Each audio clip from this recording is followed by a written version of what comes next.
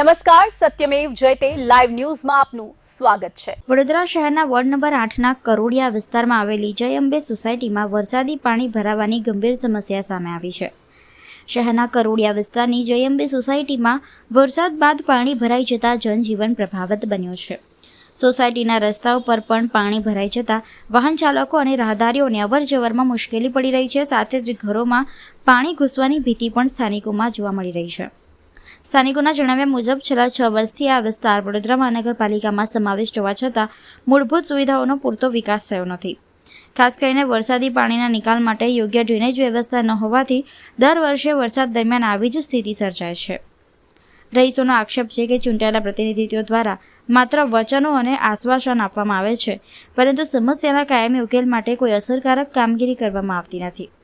સ્થાનિકોએ તાત્કાલિક ડ્રેનેજ વ્યવસ્થાને સુધારી વરસાદી પાણી ભરાવાની સમસ્યાનો કાયમી ઉકેલ લાવવાની માંગ કરી છે।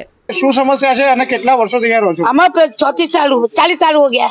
40 साल हो गया। हाँ, ये गंदगी है, इतना पानी हाँ बहुत पानी बरसे है। हाँ, पीने का पानी चोखा आता है? हाँ पानी बहुत बराबर नहीं आता है। क्या क्या समस्या है यहाँ पे? ये बहुत गंदगी है, पानी बहुत भरावे છે। रोज छुट्टी लेवन આવી જાય પછી કોઈ સુવિધા કરતા નહીં। કોઈ વોટ લેવા આવે? हाँ, मैं सुविधा करूँ છું पर ना करता। અહીંયા કોણ છે?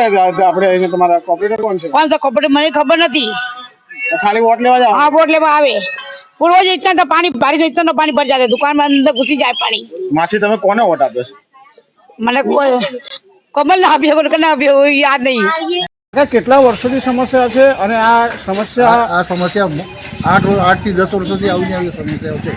રોડ બને છે પણ રોડનો લેવલ કાઢતા નથી, ગટરો ભરાઈ જાય છે દર વખતે આ રોડનો પણ કામ એક જ આવી રીતે જ ચાલે છે। એ 3 પાઇપ નાખવાના, 3 પાઇપ એક હાથે નાખતા નથી, એકવાર નાખીને બનાવશે પછી પાછો તોડીને પાછો બેજો બનાવશે। આ શું છે કોર્પોરેશન? એક જ વાર તોડીને બનાવી શકે છે એ લોકો? 15 દિવસ એક જ વાર બંધ રાખે આખો રોડ, બીજો રસ્તો ચાલુ થાય ને નથી તો દર વખતે આ જ થાય છે। દર 15 દિવસે કાળા પાછા ખોદવાના ચાલુ થઈ જાય એમના। આ સિટીમાં સમાવેશ થઈ ગયો છે બાજવાનો, તો કોઈ અહીંયા આવે છે ખરું સર્વે કરવા માટે? કોઈ નથી આવતું।